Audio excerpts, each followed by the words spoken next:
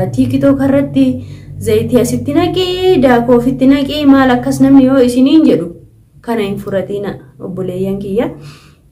maallaqni akkas taatanii argattan isinitti hafa.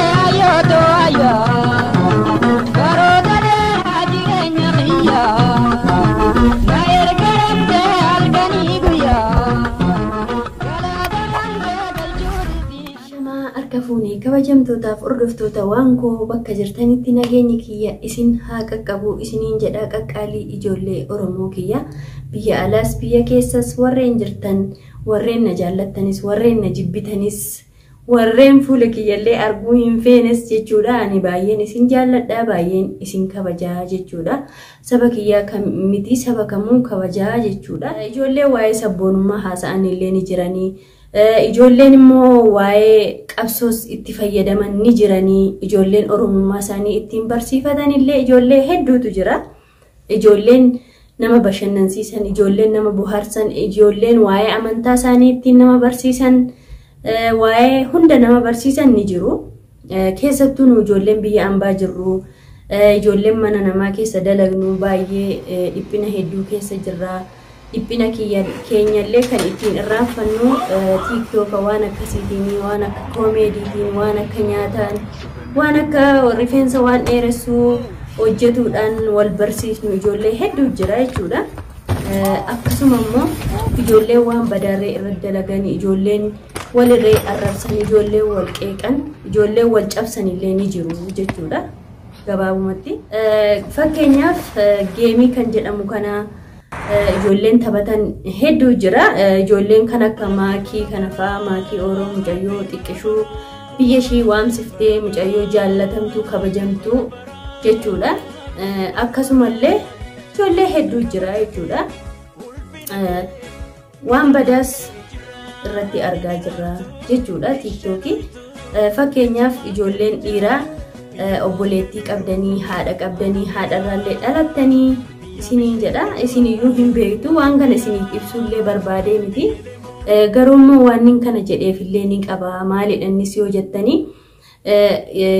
oguu geemii taphattan adabbii waan jedhamu jira geemii kana kan taphatu nu qofaa miti addunyaa guutuutti taphata namoonni biyya ambaallee ni taphatanii jechuudha garuu oguu wal adaban adabbii isaanii yoo hordoftaniif ta'e adabbii nama bashannansiisu yookiin adabbii nama buhaarsudha jechuudha garuu ijoolleen biyya keenya ijoolleen namoota keenya jechuun ijoollee Oromoo qofa doon ta'in ijoollee sabaaf sablammii kamuu jechuudha qaama keenya agarsiisi achi garagalii as garagalii siniin jedha dhiirri jechuudha oguu dhiirti kun akkas siniin jedhu maallaqumaa jettanii yookiin immoo geemii kana taphannee muyannee waa arganna jechaa fi akkana fakkaatutti garuu namni yeroo baay'ee yoo rakkatee gara hannaa deemaa yoo waan takka hin qabne waan badaa keessa galaa jechuudha garuu ijoolleen biyya ambaa keessa jirru dadhabnus reebamnus beelofnus alhamdulillah jettanii maallaqa argataa jirtanii jechuudha anillee ta'u namni kamuu jechuudha maallaqa sana rabbiin barakaa isiniif haa buusu malee qaama keessan asiifatti jalliftanii yookiin immoo qaama keessan of agarsiiftanii maallaqni irraa argattan barakaa qaba jedhees hin yaadu jechuudha akkuma isiniin jedhe saboonni bira mee saba kamtu zayitii qaama ofitti of naqa bishaan qaama ofitti kamtu of naqa saba biyya biraa yoo laallu jechuudha kun qaroomina natti hin fakkaatu wallaalummaa keenyadha jechuun sooshaal miidiyaaf namni keenya akka haarawaatti fudhadha ana dabalatee jechuudha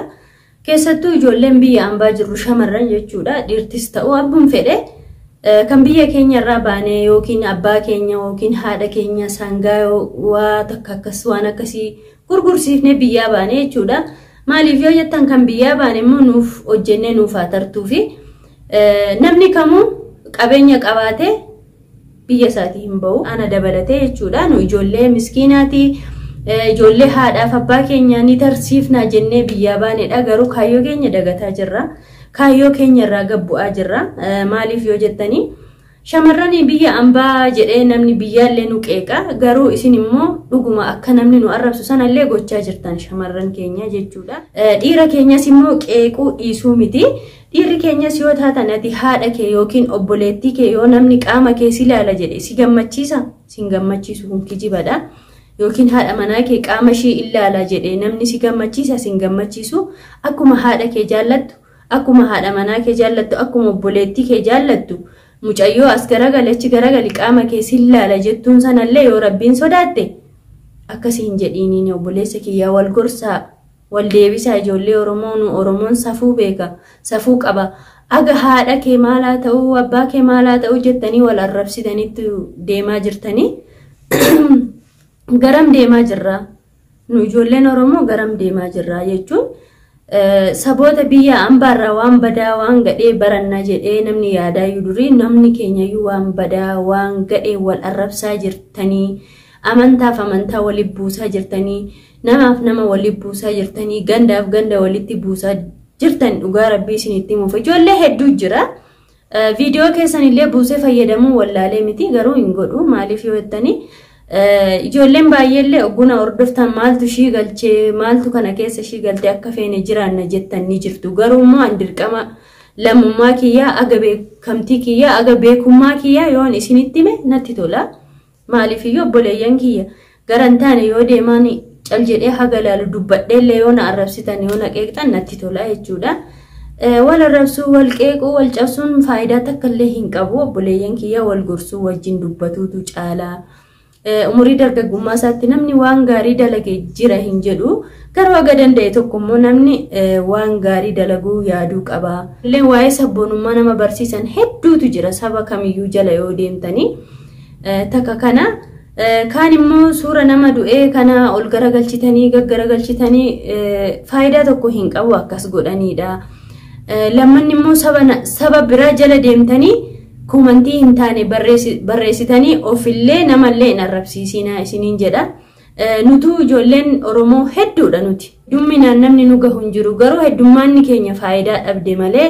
waliin dhaabbanne waliin gargaarre malee heddummaanni akka Oromoo kana hin jiru garuu saba namaa jala deemtanii nama aga arrabsitan saba namaa jala deemtanii aga arrabsamtan saba keessan jala deema isinaa jibbu isinaa qeequ gargaara waliif dhaabbadha isiniin jedha obboleeyyan kiyya dhiiraallee obboleettii keessan haadha keessan yoo kabajjani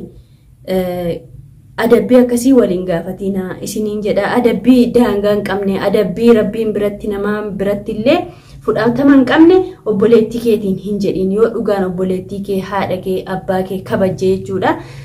maaliif yoo jettan nu abbaa fi haati keenya akkasiin nu guddifne yeroo dhihoo keessa akka abshaalummaa nu godhee waan akkasii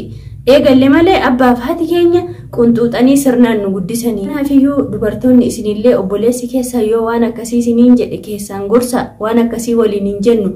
wanti saba Oromoo bal'aa barsiifnee hin fidhee jira ijoolleen beekamtii hedduu qabdanii jirtu ijoolleen dandeettii hedduu qabdanillee ni jirtanii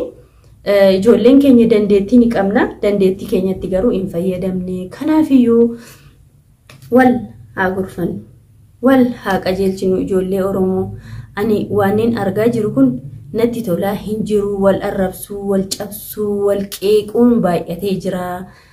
akkuma amantaa kamiittiyuu jechuudha amantaa keessan jabeeffadha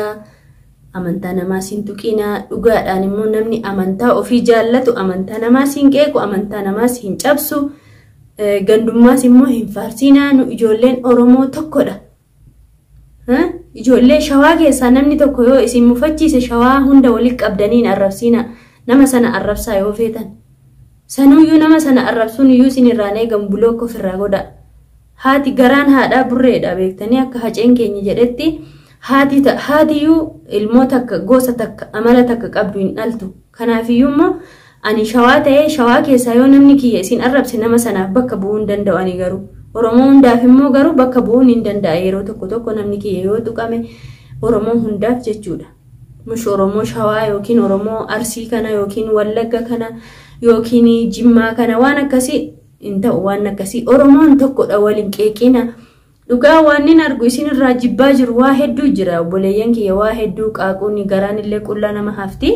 gandummaa hin faarsiina dhugaa isinitti maanii Oromoodha waliin jedha Oromummaa keessan faarsa gandummaan nama kamiifuu faayidaan qabu yoon wal jaalanne yoon wal mararsiifanne yoon waliif dhaabbanne namni illee nu kabajaa isiniin jedha obboleeyyan kiyya dubbii isiniif baay'isuu jira haala social media ittiin fayyadamnu wal barsiisuu qabna waan kun immoo maaluma nutti qaaqxaa waan sirraa hin bareennedha waan akkasii kun hin qaaqeen ijoolleen naan jettan ni jirtu ta'a koomantiin naa barreessaa badii kiyyas dogoggora kiyyas koomantiin naa barreessaa obboleeyyan kiyya na arrabsuun keessanis anaaf jabinadha na jajjabeessuun keessanis anaaf jabinadha yeroo baay'ee yoo namni nama qeeqee yoo namni koomantii akkasii namaa barreesse yookiin immoo waan bareedas waan fakkataas namaa barreesse nama jajjabeessaa kanaafiyyuu an obboleettiin keessan waan natti fakkaate waan natti dhagahame isiniif ibsuu yaalee kanaafiyyuu waan nani qaaqe kun immoo isin mufachiisuus isin dallansiisuus danda'a obboleeyyan kiyya ani beektuus ta'ee miti eenyumaa olis ta'ee miti garuu aga dandeettii kiyyaa maaf hin ibsanne aga dandeettii kiyyaa maaf hin dubbanne obboleeyyan kiyyaaf maaf waan keessa kiyya jiru waan keessa kiyya soo dubbadhu naan jedhu maaf callisa jechuuf malee ani isin caalees miti nama kamiyyuu olillee miti nama kamiillee gadii miti kanaafiyyuu obboleeyyan kiyya yoon isinitti balleesse na of galchaa bakka jirtanitti nageenyi kiyya isin haa qaqqaburra deebiin galatooma subscribe share naa godhaa na jajjabeessaa jajjabina keessaniin kana ga'ee isiniin jedha obboleeyyan kiyya nagaan tura. Ayo to gude ayo to ayo